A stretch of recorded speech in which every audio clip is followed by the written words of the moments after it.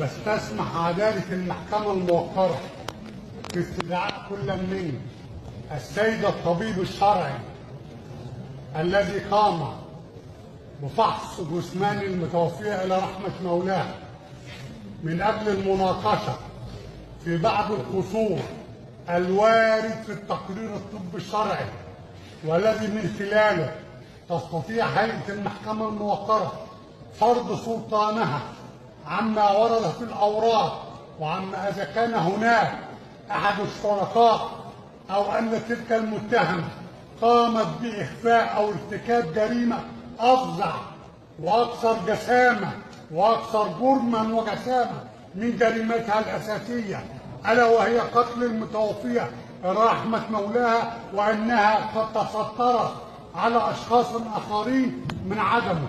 ثانيا، استدعاء السيد الضابط مجري محضر التحريات للمناقشة في أسباب ما ورد في التحريات وذلك القصور الوارد في تلك التحريات.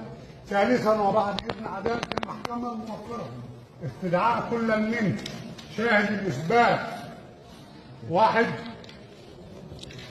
الثالث، محمود عماد عبد الله أحمد محمد الشناوي.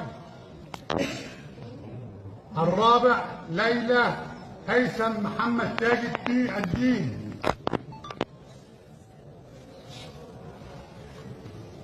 والطبيب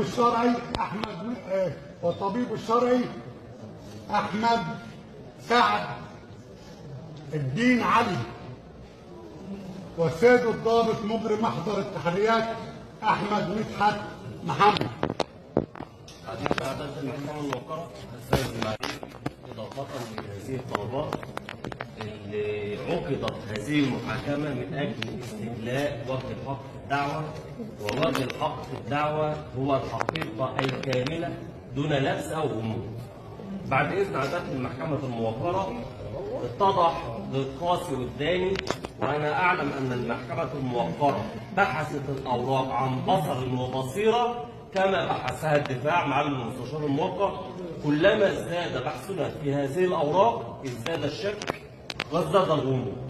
بعد إذن عدالة المحكمة الموقرة، الواقعة تستعصي عن الموائمة والملائمة. احنا جايين نجيب حق قتيلة قتلت، ولكن عايزين نعرف من قتل هذه القتيلة مع المستشار الموقر حتى يعاقب اشد عقاب. بعد اذن عدالة المحكمة الموقرة، انا عن المدعين بالحق المدني مع المستشار الموقر قررت ان هي قتلت المجني عليها وشدت العنق وهي على ظهرها. جاء التقرير الفني مع المستشار الموقر في بعض الامور والنقاط التي تتضح لعدالة المحكمة عند فحص الاوراق ان الواقعة على هذه الشاكلة لم تحدث اطلاقا.